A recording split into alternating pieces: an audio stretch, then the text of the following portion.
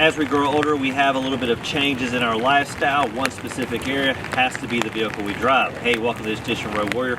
I'm your host, Grant Robertson. Now this week, my multi-personalities clashed. The young Grant clashed with the old as I stepped inside this 2015 Nissan Juke and compared the young with the old. Now the old Grant, what I really see here on the outside, well, it's just too much curve. When you look at all the other Nissans in the lineup, heck, most of them have high waisted, which I like, but this one, way too curvaceous, and it starts at the end. Look at these tail lights, just real dramatic. I want to blend in traffic, and this just isn't going to happen. Specifically with these curves, we don't need curves like this. We need to hide them, clone this in something a lot more straight, because when I was younger, man, it was straight box designs, not this curvy exterior. What is he talking about? This is totally awesome. I mean, one thing you want when you're young, dude, is just totally curved. And what you see here is totally bodacious headlight. I mean, who cares what the old Grant says? The young Grant says, this is hip and cool.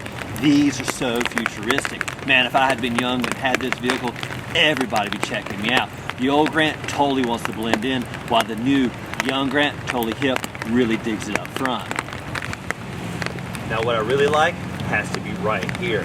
This whole front end really comes out totally different. Now again, he likes the squared off designs. Totally not the case here. Now some of the other Nissans in the lineup really are plain Jane, and heck, the old Grant can go get them.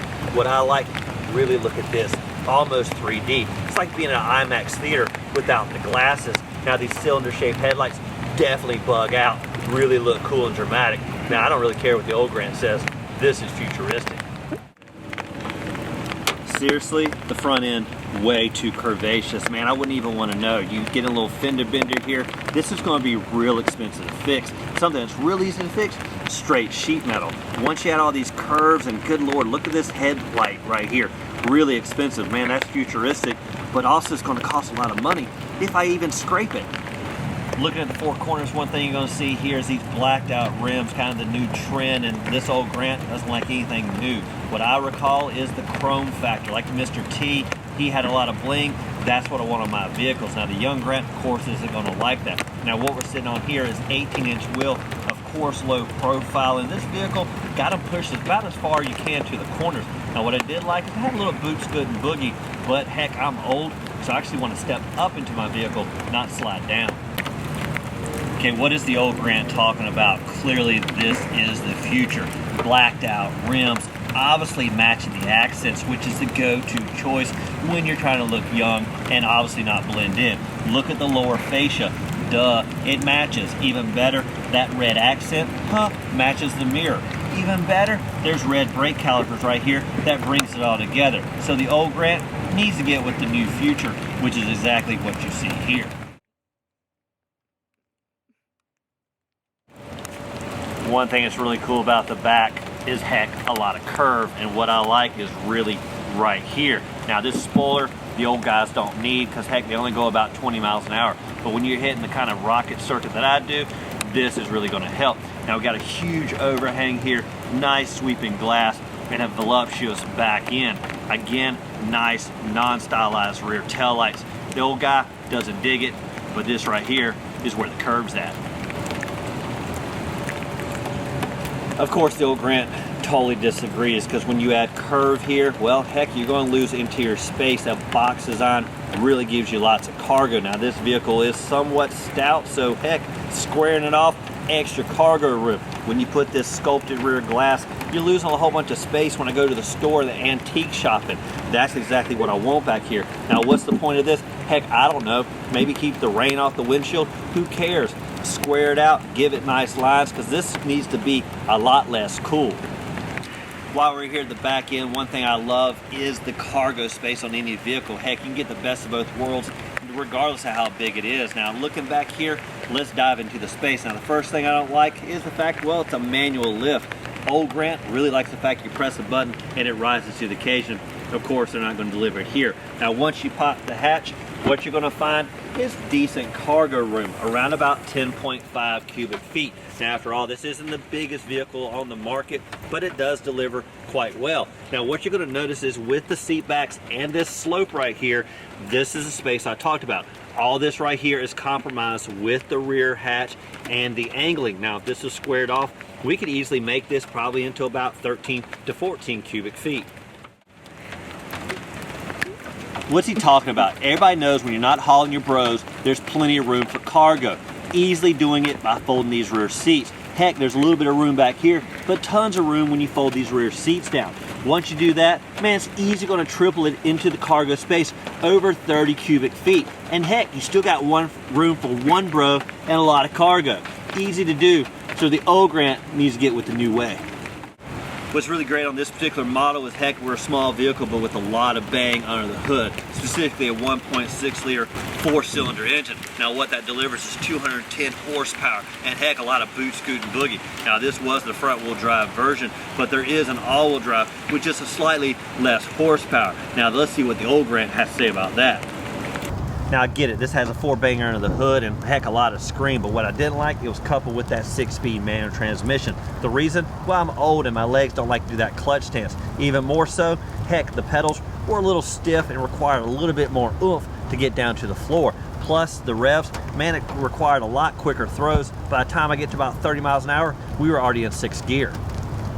The smallest problems can be the biggest complaints, and one area I always talk about is the fill up area. Now one thing to note, this is on the passenger side, and last time I checked, they've never filled up my tank. So let's move this over there. The second problem is quick access. Now a lot of vehicles will lock these when the vehicle's locked, not the case here. This one keeps it locked all the time. And what you gotta do is you actually gotta walk back around, pull the hatch, then it's gonna pop this open. Just this little device that makes life so much harder. What is he talking about? Because obviously your bros are going to hook you up right here. While you're in the driver's seat, simply hit the little gas thing. They're going to pop out like your little pit crew, because heck, they didn't chip in for gas anyway. So they got to do something to earn their keep. Once it's popped open, they're going to handle the rest. So I don't know what the complaint's all about. Getting inside this vehicle is one kind of troublesome thing, and we'll get into just a second. But one thing I want to talk about is right here in the driver's spot, because, well, I'm 6 feet tall, and this to me is the Achilles heel. Now what it came down to is, first off, the steering wheel. One thing it did well is tilt up and down. One thing it didn't do is telescope out, because what I had to do with 6-foot frame is actually push the seat all the way back, meaning my hand position pretty much was straight out. After a long ride, that gets quite tiresome. Now let's dive into this seat, because these are special seats for this particular model. One thing you got to note is it's sculpting right here all the way around, and specifically this hard rigid outside member. Now what that's going to do is when you slide in, there is no sliding. Most of the time I'll put a hip here, slide into the vehicle. Instead, you put a hip there, you're going to go to the emergency room, because you're easily going to break that thigh bone. Instead, you got to straddle this almost like you're riding a horse, then get inside this vehicle. Now if you're lucky, you're going to fit in between these haunches. Otherwise, it's going to be a squeezing like kind of constricting seat that just wasn't that comfortable.